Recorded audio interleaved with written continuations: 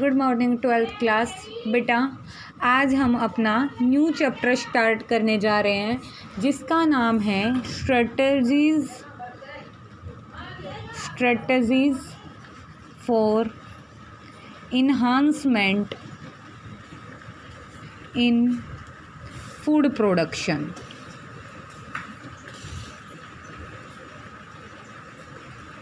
Means कौन से तरीक़ों से हम क्या कर सकते हैं, फूड प्रोडक्शन को इंक्रीज़ कर सकते हैं। ठीक है बेटा, हाँ चैप्टर है 9 ये, ठीक है, 3rd unit.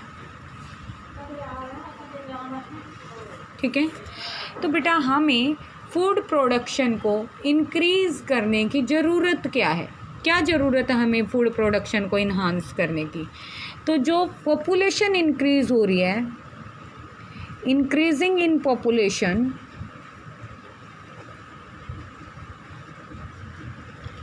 of the world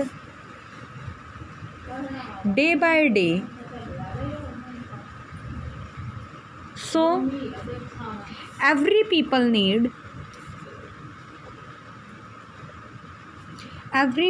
need to sufficient food।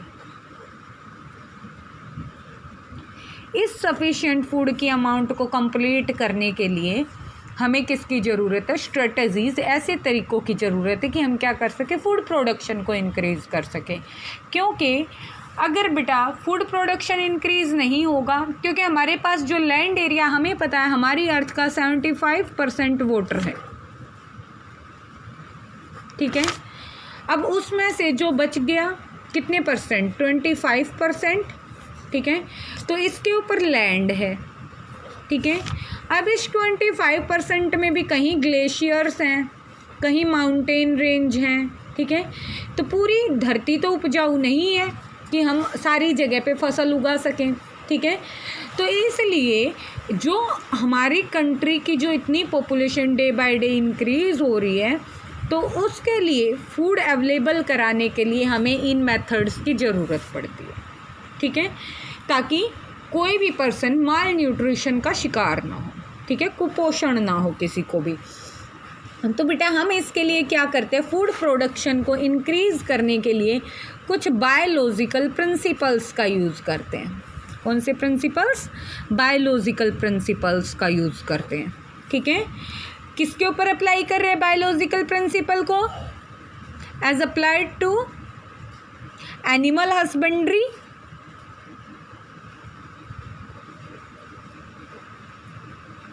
Animal husbandry and plant breeding programs and plant breeding के अंदर, ठीक है, हम एफर्ट कर रहे हैं ताकि क्या हो सके, फूड प्रोडक्शन अच्छा हो सके। तो इसके लिए कुछ न्यू टेक्निक्स यूज़ की जा रही हैं डे बाय डे, और वो न्यू टेक्निक्स क्या हैं, जैसे कि एम्ब्रियो ट्रांसफ़र टेक्नोलॉजी। ठीक है, मतलब एम्ब्रियो को ट्रांसफ़र करने की टेक्नोलॉजी। इसके अलावा टिश्यू कल्चर। ठीक है, तो इन टेक्निक्स का हम यूज़ करें किस लिए, फूड प्रोडक्शन को इन्हांस करने के लिए। ठीक है, तो बेटा सबसे पहले हम क्या पढ़ेंगे, एनिमल हस्बेंड्री क्या है। ठीक है, तो फर्स्ट अप्रोच क्या है, एनिमल हस्बेंड्री।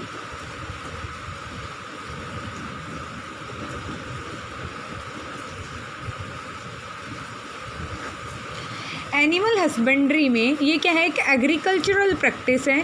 ठीक है, जिससे हम क्या कर सकते हैं, बिना लाइव स्टॉक को इंक्रीज़ करें।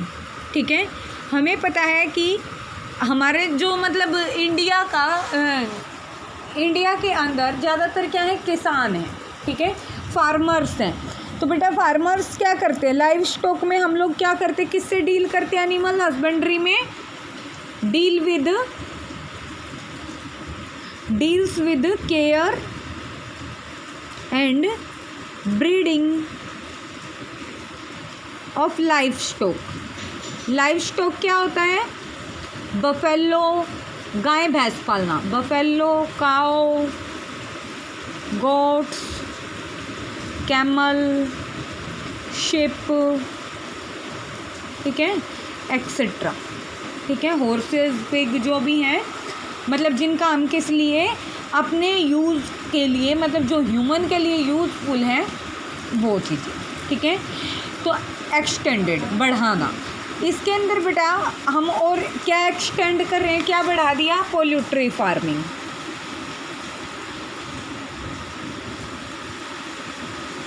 पोल्ट्री फार्मिंग में क्या करते हैं, पक्षी पालन करते हैं, ठीक है, जैसे कि हैन, डक, ठीक है, शेलफिश, फिश, मोल्यूस्कस, ठीक है, इन सब को ग्रो कराना, ठीक है। किसके लिए, क्या, क्यों कर रहे हैं हम ऐसा पोल्ट्री फार्मिंग में, फिशरीज क्यों इंक्लूड किया, पालने के लिए, पकड़ने के लिए, या मच्छी बेचने के लिए, ठीक है। तो बेटा ये सारी की सारी जो चीज़ें हैं वो हमारे लिए यूज़फुल है। जैसे कि इसके अलावा एनिमल्स भी हैं, जैसे कि बीज हैं, honey bee,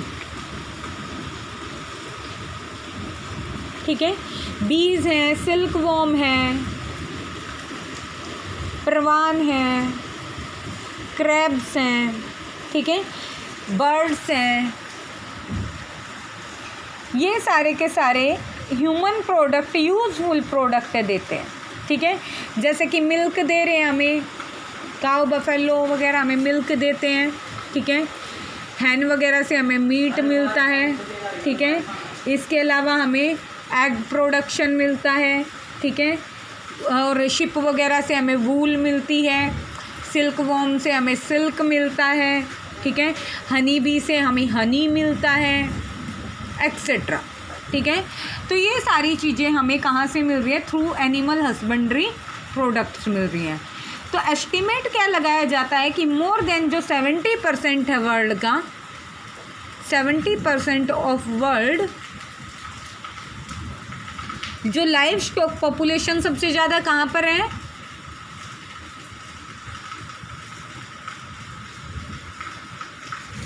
in India and China, इन दो कंट्रीज़ की पॉपुलेशन सबसे ज़्यादा है, ठीक है। तो how ever it is surprising, ठीक है, सरप्राइजिंग कुछ नहीं है इसके अंदर, ठीक है, क्योंकि जो कंट्रीब्यूशन है वर्ल्ड के अंदर फार्म्स का क्या प्रोड्यूस करने के लिए, लाइव स्टॉक, मतलब ये सारी चीज़ें मिल्क वगैरह प्रोड्यूस करने के लिए, वो कितना, ओनली 25% है, ठीक है। तो जो प्रोडक्टिविटी है, प्रोडक्टिविटी मीन्स उत्पादन, ठीक है। तो जो उत्पादन है, प्रोडक्टिविटी इज़ वेरी लो, उत्पादन बहुत कम है, ठीक है। तो इसलिए कन्वेंशनल प्रैक्टिसेस की जाती हैं, किस लिए, animal breeding,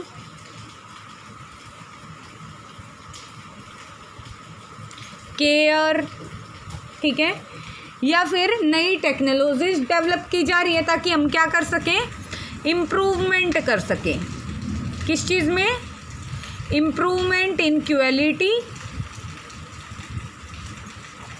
and quantity. Means एक तो हमारे पास जितनी फसल हो रही है उसकी क्वालिटी अच्छी हो, और दूसरा जितनी हमारे पास ज़मीन है, ठीक है, जितनी चीज़ें हमारे पास हैं उसी में क्या, उसके हम अच्छा उत्पादन पा सकें, ठीक है। तो क्वालिटी और क्वांटिटी दोनों को इम्प्रूव करना है। तो इसको इम्प्रूव करने के लिए बेटा मैनेजमेंट बनाने की ज़रूरत है, ठीक है। तो हम क्या पढ़ेंगे, management of farms, management of farms and farm animals, management of farm and farm animals, ठीक है। तो मैनेजमेंट बनाना पड़ेगा हर एक चीज़ के लिए, ठीक है। विदाउट मैनेजमेंट तो कोई भी चीज़ ढंग से नहीं चल सकती। तो ये एक प्रोफेशनल अप्रोच है, ट्रेडिशनल प्रैक्टिस है, ठीक है। शुरू से क्या करते आ रहे हैं हमारे इंडिया के पीपल, फार्मिंग करते आ रहे हैं, ठीक है। ये ट्रेडिशनल प्रैक्टिस है फूड प्रोडक्शन के लिए, ठीक है। तो इसके अंदर कुछ फार्म सिस्टम बनाए गए, जैसे कि dairy farm management, dairy farm management, dairy farm management में हम क्या करते हैं, डेयरी हम किसे कहते हैं, जहाँ पर गाय भैंस पाली जाती है, तो डेयरी फार्म मैनेजमेंट के अंदर हम किस लिए एनिमल्स को किस लिए पाल रहे हैं, फॉर मिल्क प्रोडक्शन, दूध के उत्पादन के लिए, ठीक है। तो यहाँ पर डेयरी के अंदर, डेयरी फार्म मैनेजमेंट के अंदर हम किससे डील करते हैं, मिल्क यील्ड किसके ऊपर डिपेंड करता है, milk yielding depend on breed of animal. Breed क्या होती है, नस्ल, ठीक है, कि किस नस्ल की गाय भैंस वगैरह वहाँ पर पाली जा रही हैं, वो जो मिल्क का उत्पादन है उसके ऊपर डिपेंड करता है। अब जैसे कि गायें पालते हैं, कोई कहता है देसी गाय है, कोई कहता है अंग्रेजी गाय है, ठीक है। अब मतलब अलग अलग तरह के होते हैं ना, तो अलग अलग क्या है, ब्रीड है इनके, अलग अलग नस्ल के एनिमल्स हैं। तो बेटा इसके लिए हमें अच्छी क्वालिटी पाने के लिए क्या करना पड़ता है, सिलेक्शन ऑफ गुड ब्रीड। क्या करना पड़ेगा, सबसे पहले सिलेक्शन ऑफ गुड ब्रीड, अच्छी नस्ल का सिलेक्शन करना पड़ेगा, ठीक है। जब नस्ल अच्छी होगी तो क्या होगा, यील्डिंग भी इंक्रीज होगी, ठीक है। Under the climatic condition of area, वो भी डिपेंड करता है, ठीक है। तो और क्या चाहिए, रेजिस्टेंस टू डिजीज चाहिए,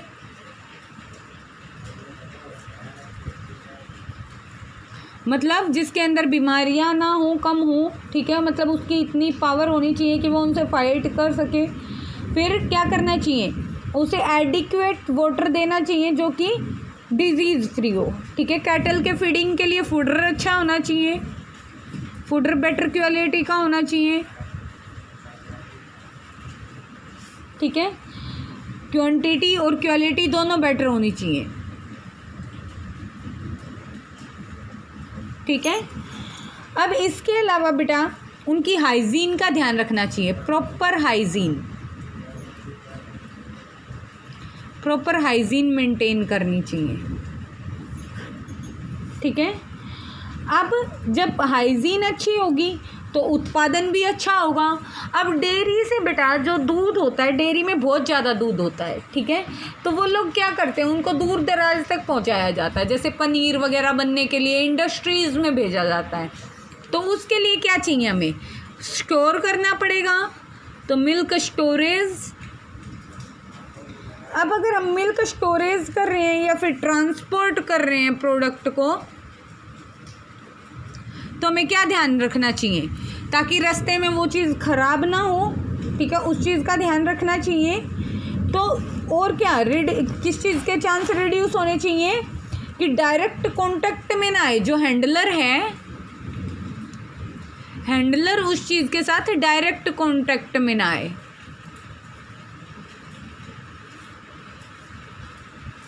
ठीक है।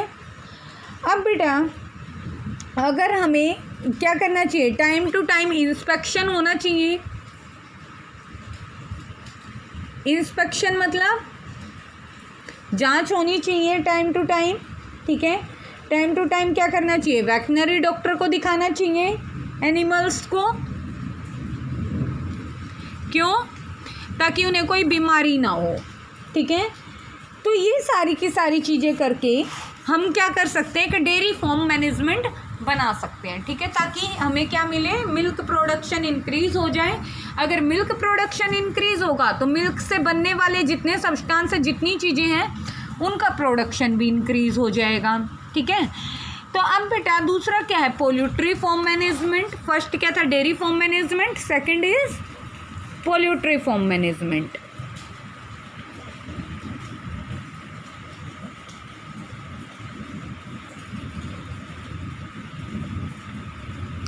पोल्ट्री का मतलब क्या, बर्ड्स। तो पोल्ट्री फार्म मैनेजमेंट में हम क्या करते हैं, बर्ड्स पालते हैं, ठीक है।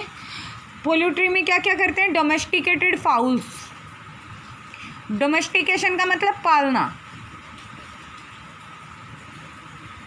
और fowls means bird.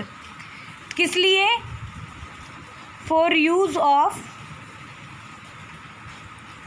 For use for food,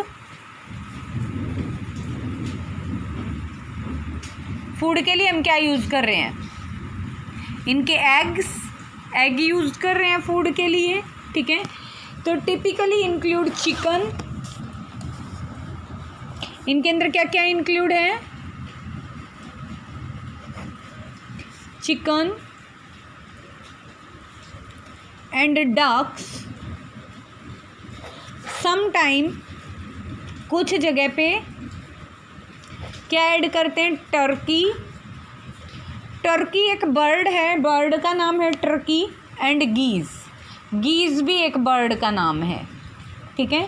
तो इनका भी यूज़ किया जाता है पोल्ट्री फॉर्म के लिए। अब पोल्ट्री को हम किस लिए यूज़ करते हैं, बर्ड्स के लिए। तो यहाँ पर किस लिए यूज़ कर रहे हैं इसको जनरल सेंस में, मीट के लिए, मीट एंड एग प्रोडक्शन के लिए यूज़ कर रहे हैं पोल्ट्री फॉर्म मैनेजमेंट को, ठीक है।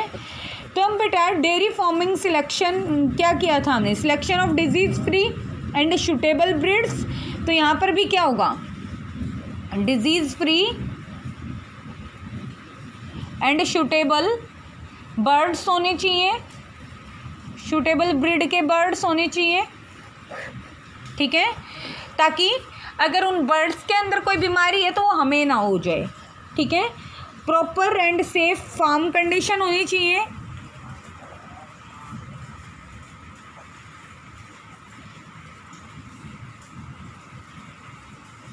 ठीक है। प्रॉपर फूड और वाटर मिलना चाहिए उन्हें,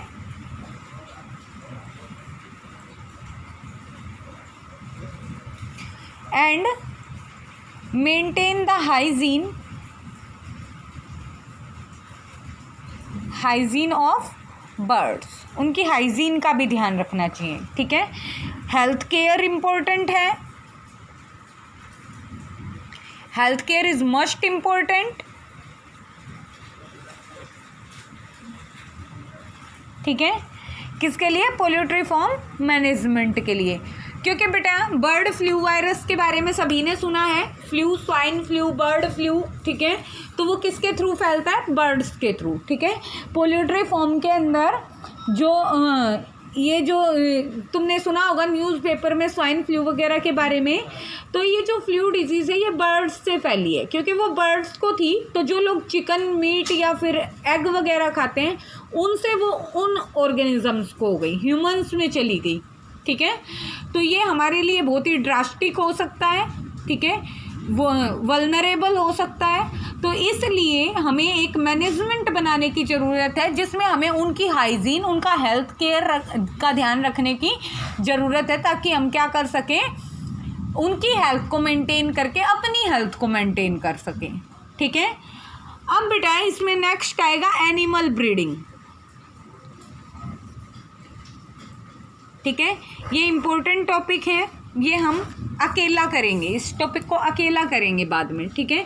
इसके अलावा बेटा हमारे पास बी कीपिंग है,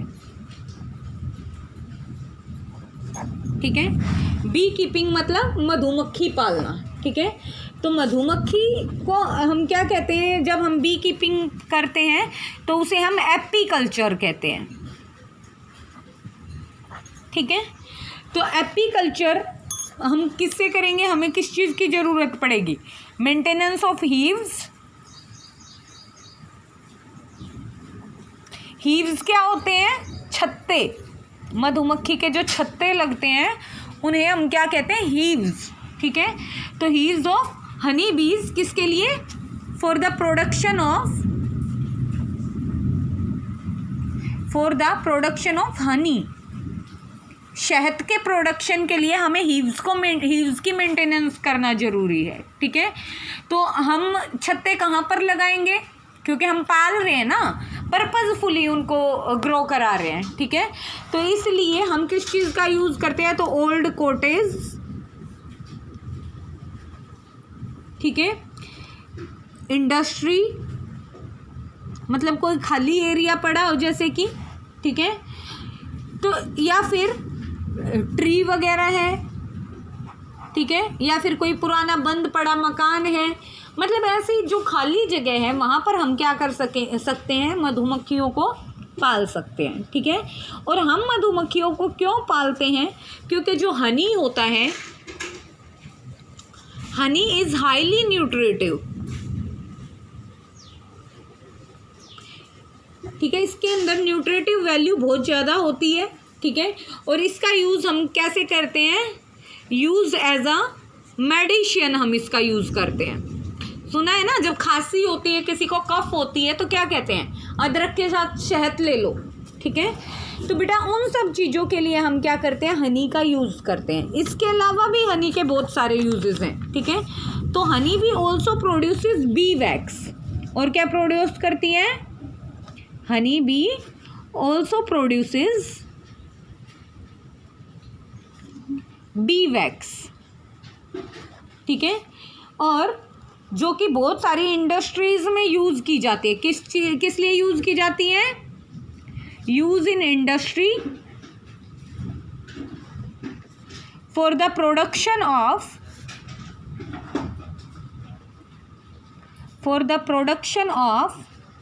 कॉस्मेटिक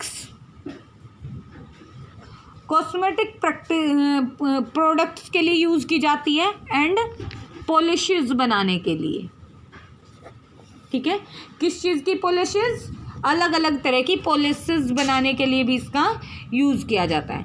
अब जो डिमांड है हनी की, demand of honey increases day by day, बढ़ती जा रही है इसकी जो डिमांड है, ठीक है। तो इसकी डिमांड को पूरा करने के लिए हमें क्या है कि लार्ज स्केल के ऊपर एपीकल्चर करने की नीड है, ठीक है। तो बी कीपिंग के लिए हमें किस चीज़ की ज़रूरत है? एक तो खाली एरिया की ज़रूरत है, ठीक है। या तो वाइल्ड शर्ब्स वाले प्लांट हों, ठीक है। फ्रूट ऑर्किड हों, क्योंकि जहाँ पर फ्रूट्स वगैरह होते हैं वहाँ पर अपने आप आ जाती हैं मक्खियाँ जल्दी से, तो फ्रूट ऑर्किड, ठीक है। या फिर कल्टीवेटेड क्रॉप्स वाला एरिया हो, ठीक है। और भी बहुत सारी जगह हैं जहाँ पर हम क्या कर सकते हैं? हनी बी का प्रोडक्शन करा सकते हैं, ठीक है। अब बेटा वैसे तो हनी बी की बहुत सारी स्पीशीज़ हैं, हमें पता है कि हर एक ऑर्गेनिज्म की बहुत सारी स्पीशीज़ होती हैं, ठीक है।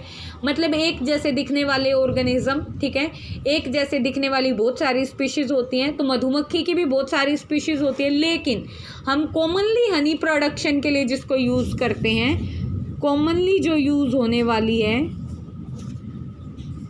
स्पीशीज़ कौन सी है? Apis indica. कौन सी का यूज़ करते हैं हम? एपिस इंडिका का यूज़ किया जाता है, ये साइंटिफिक नेम है, ठीक है। तो बी हीव्स के लिए क्या चाहिए? कोर्टयार्ड, वरंडा, मतलब बरामदे में उगा सकते हैं, उसको ग्रो करा सकते हैं, ठीक है। अब हमें ध्यान भी तो रखना है।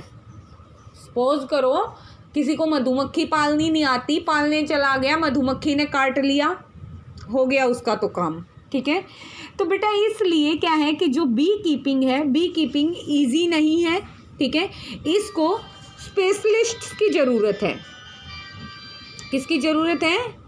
नीड ऑफ स्पेशलिस्ट्स की ज़रूरत है, ठीक है। मतलब जो बंदा बी कीपिंग कर रहा है उसे उस चीज़ के बारे में नॉलेज होनी चाहिए अच्छे से, ठीक है। तो किस चीज़ की नॉलेज होनी चाहिए? Knowledge of nature and habitat of bee. मधुमक्खी के नेचर का पता होना चाहिए कि किस रीज़न से वो काट सकती है। हैबिटेट पता होना चाहिए कि वो किस जगह में रहना पसंद करती है, ठीक है। सेकेंडली उसे अच्छी लोकेशन सेलेक्ट करनी चाहिए, किस लिए? बी हीव्स के लिए। सिलेक्ट गुड लोकेशन या suitable location for keeping of bee heaves,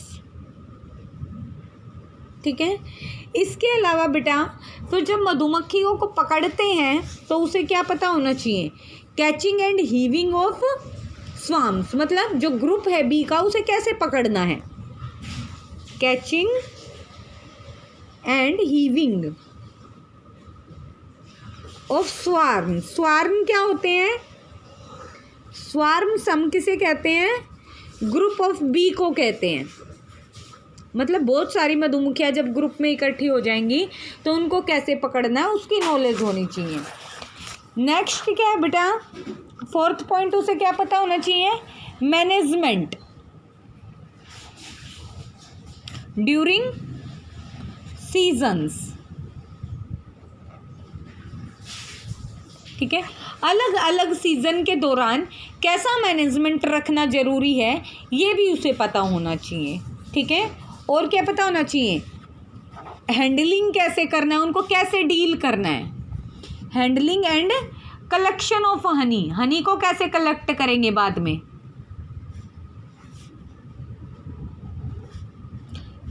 and B wax.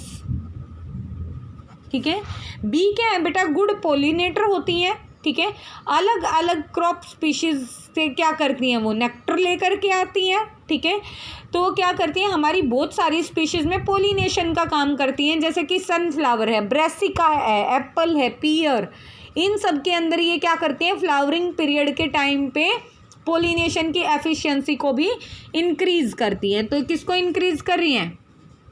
Yielding को भी, यील्डिंग इम्प्रूव कर रही है हमारी।